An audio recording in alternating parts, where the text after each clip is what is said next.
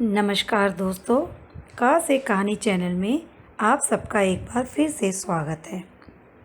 आज मैं आपके सामने मोपांसा की एक बेहद रोमांचक कहानी लेकर उपस्थित हुई हूँ। कहानी का जो अंग्रेजी में टाइटल है वह है एन एपरेशन और हिंदी में इसका शीर्षक है साया। कहानी काफ़ी रोमांचक है और सस्पेंस है। इसकी रोचकता कहानी के अंत तक बनी रहती है। कहानी कुछ यूँ शुरू होती है दोस्तों। एक बंगला है और उसमें काफ़ी सारे दोस्त इकट्ठे हुए हैं। बातचीत का आखिरी दौर चल रहा है और हर व्यक्ति के पास अपने कुछ किस्से हैं जो उनके हिसाब से एकदम सच हैं। कहानी में एक 82 साल के वृद्ध व्यक्ति हैं जो 56 साल पहले का एक किस्सा सुनाते हैं। वह एक सैनिक हैं। उनका एक बहुत गहरा मित्र उनसे 5 साल बाद मिलता है और इन 5 सालों में वह 50 सालों जैसा बूढ़ा दिखाई देने लगता है। वह काफ़ी बूढ़ा हो गया है। उसके सारे बाल सफ़ेद हो चुके हैं। वह झुक कर चलता है और बहुत दुखी है क्योंकि उसकी पत्नी जिससे कि वो बेहद प्यार करता था का देहांत हो चुका है। वह अपने मित्र को बंगले से कुछ कागजात लाने को कहता है। क्या होता है जब उसका मित्र बंगले के अंदर जाता है? क्या वह ज़रूरी कागजात लेकर आ पाएगा? क्या उसे बाहर निकलने का रास्ता मिल पाएगा? क्या उसका मित्र जिसने उसे अपने बंगले में भेजा है वह दोबारा उससे मिल पाएगा? ये सब जानने के लिए सुनते हैं ये कहानी। हम कुर्की के कानून के ऊपर बात कर रहे थे। इसका कारण हाल ही में निपटा मुकदमा था। रू डे ग्रेनेल में मौजूद एक पुराने बंगले में दोस्तों के बीच हो रही महफिल का आखिरी दौर चल रहा था। हर एक आगंतुक के पास एक किस्सा था और उसके हिसाब से वह किस्सा 100% सच। उसकी एक एक घटना असल में घटित हुई थी। तभी 82 साल के Marquis de La Tour Samuel उठे और आगे आकर मंटेल पीस का सहारा लेकर खड़े हो गए। उन्होंने अपनी वृद्ध हल्की कपकपाती आवाज़ में यह कहानी सुनाई। मुझे भी एक अजीब सा अनुभव हुआ है। वह चीज़ इतनी अजीब थी कि मेरी ज़िंदगी में वह एक खौफनाक घटना बनकर रह गई है। यह घटना 56 साल पहले घटित हुई थी। इतना वक्त गुजर गया है लेकिन फिर भी आज तक ऐसा एक भी महीना नहीं गुजरा जब मैंने उस घटना को ख्वाब में ना देखा। मेरे मानस पटल पर उस घटना ने दहशत की छाप छोड़ दी थी। आप लोग जो मैं कहना चाहता हूँ वो समझ रहे हैं ना? हाँ, उन 10 मिनटों में मैं एक ऐसे खौफ का शिकार हो गया था कि तब से मेरी आत्मा में वह डर बस सा चुका है। अचानक से हुई आवाज़ मेरे शरीर में झुरझुरी उत्पन्न कर देती है। शाम के घिरने पर अनजान चीज़ों की धुंधली आकृति देखकर मन भाग खड़े होने को होता है। मुझे रात से डर लगता है। मैं अगर जवान होता तो ऐसी किसी भी बात को स्वीकार नहीं करता। मेरी जवानी में मैंने इस चीज़ का जिक्र भी कभी किसी से नहीं किया था, लेकिन उम्र के इस पड़ाव में आकर मुझे कोई चिंता नहीं है।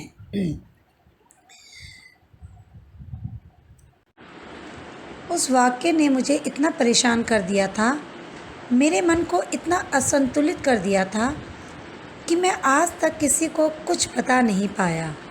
मैंने इस बात को अपने मन के उस गहरे कोने में डाल दिया था जहां हम अक्सर अपनी कमजोरियां, हमारे ऐसे रहस्य जो शर्मिंदगी का बायस बन सकते हैं या कुछ ऐसी बातें रखते हैं जिसके विषय में हम लोग किसी को बता नहीं सकते। मैं आपको उस घटना के विषय में बिल्कुल उसी तरह बताऊंगा जैसे वो मेरे साथ घटित हुई थी। वो मेरे बचपन के दिनों का दोस्त था और हम लोगों की दोस्ती काफ़ी गहरी हुआ करती थी।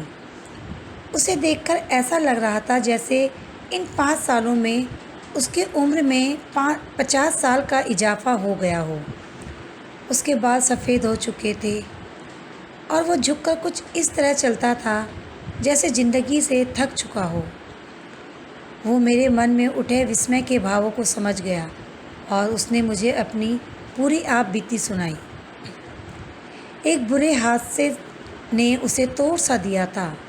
वो एक लड़की से बेइंतहा मोहब्बत करने लगा था और इसी इश्क के खुमार में उसने शादी भी कर ली थी। 1 साल तक उसकी ज़िंदगी की बगिया भरपूर खुशियों से गुलजार रही थी, लेकिन 1 साल बाद दिल की बीमारी से उसकी बीवी का अचानक इंतकाल हो गया था। शायद इतना ज़्यादा प्यार वह सहन ना कर सकी हो। उसकी अंतिम क्रिया के अगले ही दिन मेरे दोस्त ने देश छोड़ दिया था। वह इधर वहाँ के एक होटल में आकर रहने लगा था। वह इधर ही रुक गया था, तन्हा और बेबस। उसने वापस जाने की कभी कोशिश नहीं की। उसका मन धीरे धीरे उसे खाने लगा था। वह अपनी ज़िंदगी से इतना मायूस हो चुका था कि कई बार उसने अपनी ई लीला समाप्त करने के विषय में सोच लिया था। अब चूँकि मैं तुमसे भाग्यवश मिल चुका हूँ, उसने मुझसे कहा, मैं तुमसे एक मदद मांगूंगा। देखो, मना मत करना। मेरे घर में कुछ ज़रूरी कागजात हैं।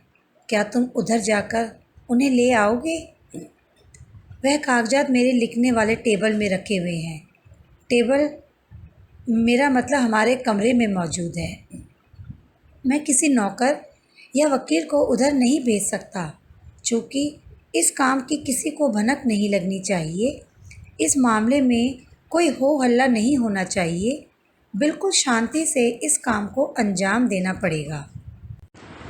मैं तुम्हें अपने कमरे की चाबी, जिसे कि मैंने खुद उधर से आने से पहले ताला लगाकर बंद कर दिया था, और टेबल के दराज की चाबी भी दूंगा। मैं मालिक के नाम एक चिट्ठी लिखकर भी तुम्हें दे दूंगा, ताकि वो तुम्हें बंगले के अंदर दाखिल होने दे।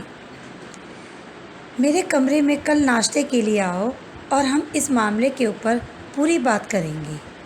मैंने उससे वादा किया कि मैं उसका यह काम कर दूंगा। मेरे लिए एक रोचक काम होगा और मेरा मन भी बहल जाएगा। वैसे भी उसका घर वहाँ के 5 मील दूर ही था। मैं घोड़े पर 1 घंटे में उधर पहुँच सकता था। अगले दिन 10 बजे मैं उसके साथ था। हम लोगों ने अकेले नाश्ता किया, लेकिन नाश्ते के दौरान उसने मुश्किल से 10 से 20 शब्द भी ना कहे होंगे।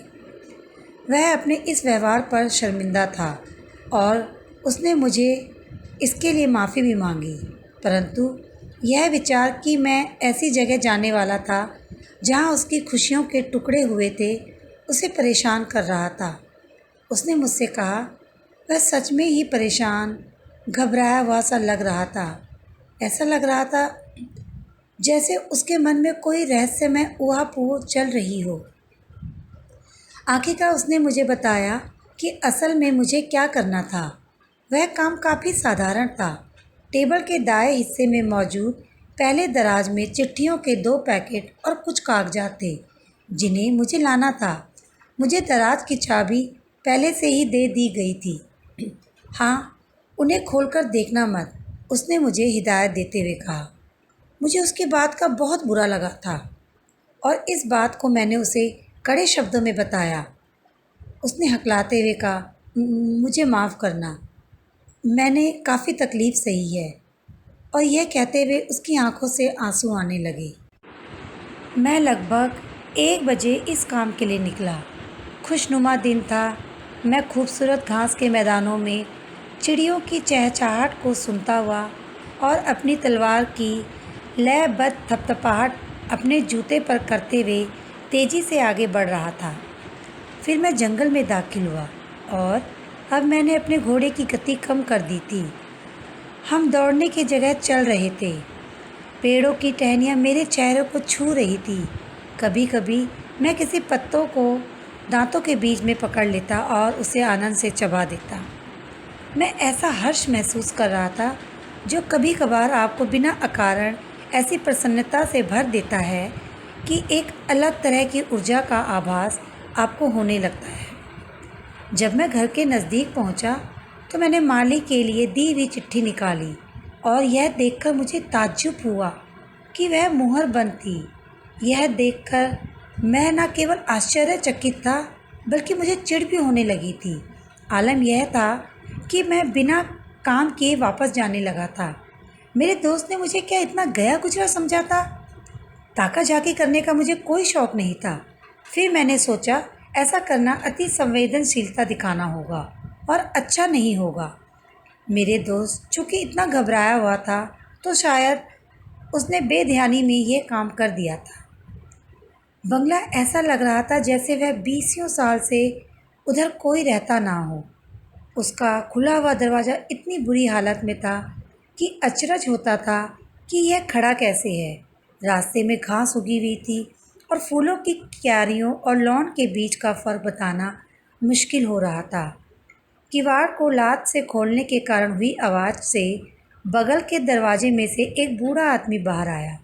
वो मुझे देखकर आश्चर्यचकित था। मैं अपने घोड़े से उतरा और मैंने उसे चिट्ठी दी। उसने चिट्ठी को एक बार पढ़ा, दूसरी बार पढ़ा, फिर उसने उलट पलट कर देखने के बाद संदेहपूर्व मुझे देखते हुए कहा, हाँ, आपको क्या चाहिए?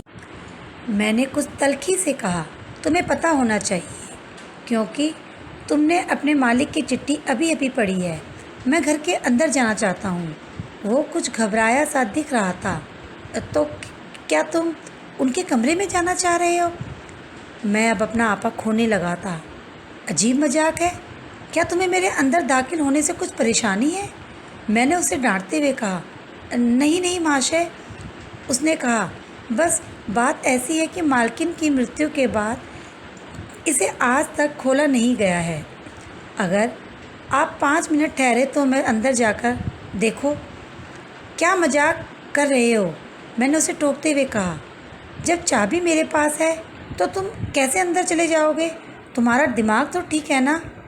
उसे अब समझ नहीं आ रहा था कि उसे क्या कहना है।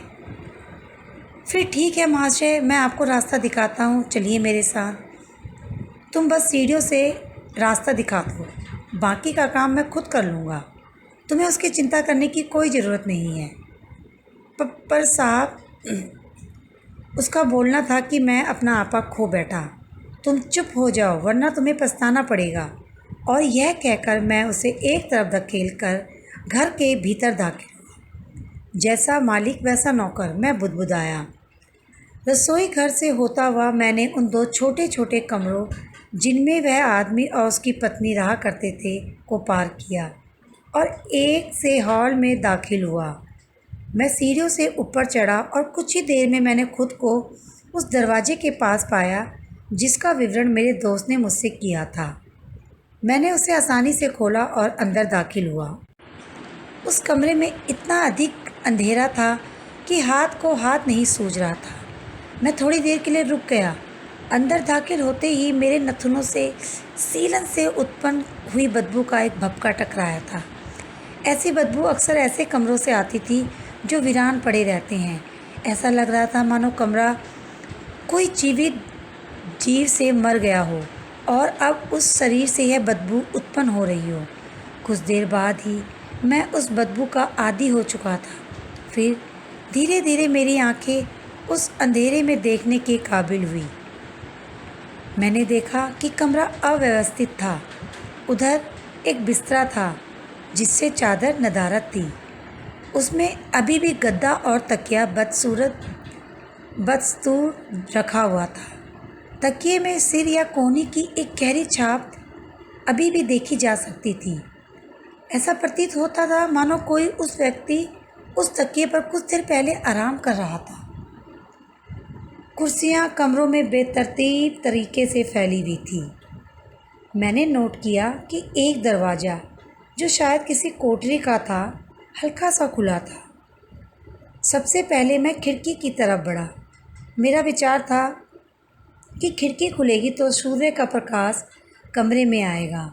मैंने उसे खोलने की हल्की सी कोशिश करी, पर खिड़की जंग के कारण खुल नहीं रही थी। खुलना तो दूर, उन्हें हिलाना भी दूभर हो रहा था। मैंने अपनी तलवार से उन्हें तोड़ना भी चाहा, लेकिन फिर भी उसमें कामयाबी नहीं मिली। अपनी नाकामयाब कोशिशों से मैं परेशान होने लगा था। कमरे में हल्की रोशनी तो हो गई थी, और फिर अब मेरी आंखें इस कम रोशनी में देखने की अभ्यस्त हो गई थी। मैं कमरे रोशनी की तरफ बढ़ने के ख्याल को तिलांजलि देकर वह काम करना चाहता था जिसके लिए मैं यहाँ आया था। मैं अपने दोस्त की लिखने की मेज़ की तरफ बढ़ा।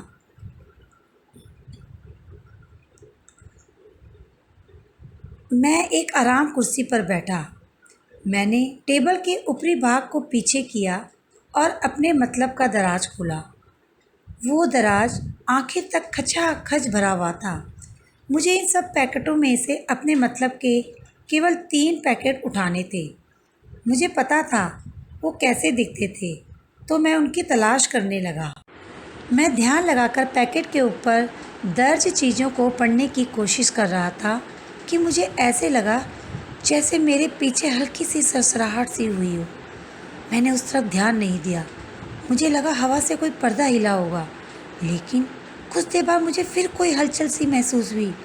अब की बार मुझे कोई शक या सुबह नहीं हुआ था, और इस ख्याल ने मेरे शरीर में हल्की सी झुरझुरी पैदा कर दी। यह ख्याल इतना बचकाना था कि मैंने शर्म के मारे मुड़कर भी नहीं देखा। मैंने अभी 3 में से दूसरा पैकेट ढूंढ लिया था और अब तीसरे पैकेट को तलाश कर रहा था कि तभी मुझे एक तेज और दुख से भरी आह अपने कंधे के पास महसूस हुई। आवाज़ सुनते ही मैं झटके से अपनी कुर्सी छोड़कर 2 गज आगे की तरफ कूदा। कूदते हुए मैं पीछे मुड़कर देख रहा था और मेरा हाथ अपनी तलवार की मूठ पर था। अब मैं सोचता हूँ तो ये जानता हूँ कि अगर उस वक्त मुझे अपनी तलवार की मूठ का एहसास नहीं होता तो मैं उधर से एक कायर की तरह भाग गया होता। सफ़ेद कपड़े पहने एक लंबी औरत मेरे सामने खड़ी थी। वह उसी कुर्सी के पीछे खड़ी थी जिस पर कुछ देर पहले मैं बैठा हुआ था। यह देखकर मेरे शरीर में एक कपकपाहट सी हुई कि एक पल के लिए मेरा संतुलन बिगड़ गया और मैं पीछे की ओर गिरते गिरते बचा। ओह, उस डर को कोई नहीं समझ सकता है। अगर आपने उस चीज़ को महसूस किया है तो आप इस बात की कल्पना भी नहीं कर सकते हैं कि उस वक्त किस तरह का खौफ महसूस होता है। आत्मा पिघलती हुई सी महसूस होती है, दिल की धड़कन रुक जाती है, पूरा शरीर शिथिल हो जाता है और ऐसा लगता है कि जैसे आपके भीतर तक आपका अस्तित्व टूट सा रहा है। मुझे प्रेतों और आत्माओं पर कभी कोई विश्वास नहीं रहा है। मृत लोगों का भय मुझे कभी नहीं रहा, लेकिन फिर भी मैं इस वक्त उस खौफ को महसूस कर रहा था। ओह, मैं कितना डरा हुआ था। आज भी मैं सोचता हूँ तो मेरे रोंगटे खड़े हो जाते हैं। मैं ये कह सकता हूँ कि उन चंद मिनटों में मैं एक तरह का पारलौकिक डर महसूस कर रहा था, और उस जैसा डर मैंने आज तक कभी महसूस नहीं किया है। अगर उस साए ने उस वक्त कुछ बोला नहीं होता तो शायद मैं मर चुका होता, लेकिन वह बोली थी और आवाज़ इतनी कोमल और शोकाकुल थी कि मुझे अजीब सा महसूस हुआ। मैं यह नहीं कह सकता कि मैंने अपना संतुलन वापस पा लिया था। नहीं, अब मुझे इस बात का एहसास नहीं था कि मैं क्या कर रहा हूँ, पर चूँकि मेरे अंदर का अभिमान अभी मरा नहीं था और फिर एक सैनिक होने के नाते भी मेरा प्रशिक्षण ऐसा हुआ था कि डरे हुए होने के बाद भी डर के भावों को मैंने अपने चेहरे पर नहीं आने दिया। मैंने अपने चेहरे पर एक नकाब ओढ़ लिया था। यह नकाब मेरे लिए भी उतना ही था जितना कि उसके लिए जो मेरे सामने खड़ी थी, फिर चाहे वो जो कोई भी थी, औरत या प्रेत। मुझे बाद में इस बात का एहसास हुआ कि उस साए के सामने मुझे कुछ सूझ नहीं रहा था। मैं किसी चीज़ के विषय में सोच ही नहीं रहा था क्योंकि मैं डरा हुआ था। उसने मुझसे कहा, ओह, आप मेरी मदद कर सकते हैं मिस्टर। मैंने जवाब देने की कोशिश की थी, लेकिन मैं कुछ भी नहीं बोल पा रहा था। मुझे लग रहा था कि मेरी जुबान तालू पर चिपक गई थी, मेरे गले से अजीब सी ध्वनि जिसको समझना मुश्किल था। उसने बोलना चालू रखा, क्या आप मेरी मदद करेंगे? आप मुझे बचा सकते हैं, मुझे ठीक कर सकते हैं। मैं तड़प रही हूँ, मैं हमेशा तड़पती रहती हूँ। मैं इतने दुख में हूँ, इतने कष्ट में हूँ। ओह, मैं यह पीड़ा सहन नहीं कर पा रही हूँ। फिर वह उसी कुर्सी पर बैठ गई जिस पर कुछ देर पहले मैं बैठा हुआ था। उसने मुझे कातर निगाहों से देखा और कहा, क्या आप मेरी मदद करोगे? मैं कुछ कहने की स्थिति में नहीं था, इसलिए मैंने अपनी गर्दन को हल्की सी जुम्बिश सी दी। उसने फिर मुझे एक औरतों वाली कछुए के खोल से बनी कंघी दी और बुदबुदाई, मेरे बाल बना दो। क्या तुम मेरे बाल बना दोगे? इससे मुझे आराम मिलेगा। मेरे सिर को देखो, मैं पीड़ा में हूँ। मेरे बालों को देखो, इनके कारण कितना दर्द हो रहा है मुझे। कब से इन्हें नहीं बनाया है। उसके खुले हुए बाल बहुत लंबे और स्याह थे। मुझे ऐसा लग रहा था कि कुर्सी की पुश्त से उसके बाल नीचे ज़मीन को छू रहे थे। मैंने क्यों उसकी बात मानी? मैंने क्यों उसकी कंघी ली और मैंने क्यों उसके बालों को अपने हाथ में लिया? अपने हाथों में उसके बालों की छुअन से मुझे एक सर्द सा एहसास हुआ। ऐसा लग रहा था जैसे मैं बाल नहीं अपितु सर्पों के सर्द शरीर को पकड़ रहा हूँ। मुझे नहीं पता, वो लिसलिसा सा एहसास अभी भी मैं अपनी उंगलियों के बीच में महसूस कर सकता हूँ। मैं जब भी उस बारे में सोचता हूँ तो डर से कांप जाता हूँ। मैंने उसके बालों को बनाया, उन पर कंघी फिराई, उन ठंडे लिसलिसे बालों पर मैंने बांधा, उन्हें खोला, उनकी चोटी बनाई। मैंने उसके बालों को इस तरह से गूंदा जिस तरह से घोड़े के गले के बालों को अक्सर गूंदा जाता है। यह सब मैं कैसे कर पाया खुदा ही जाने। उसने एक हल्की सी आह भरी। उसने अपना सिर झुकाया। अब वह खुश दिखाई दे रही थी। अचानक उसने मुझसे कहा, शुक्रिया।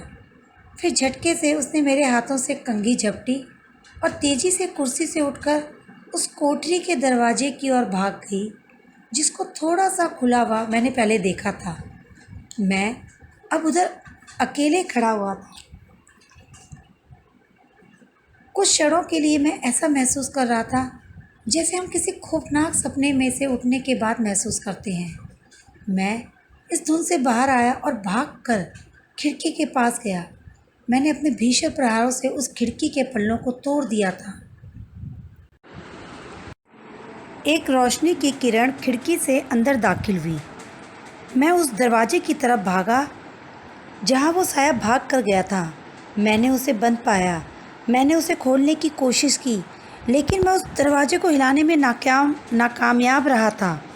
फिर एक आतंक की भावना ने मुझे जकड़ दिया, ऐसी भावना जिसके चलते मैं उधर से जल्द भागना चाहता था। मैंने जल्दी से चिट्ठियों के तीनों पैकेट को टेबल से उठाया और रूम से भागता हुआ निकला। मैं एक बार में 4-4 सीढ़ियाँ कूद रहा था। मैंने खुद को बाहर पाया और न जाने कैसे मैं अपने घोड़े को नज़दीक पाकर एक ही छलांग में उस पर सवार हो गया। फिर अपने घोड़े को सर पर दौड़ाता हुआ मैं उधर से निकल गया। मैं तब तक नहीं रुका जब तक मैं वहाँ नहीं पहुँच गया था। मैं अपने घर के सामने खड़ा था।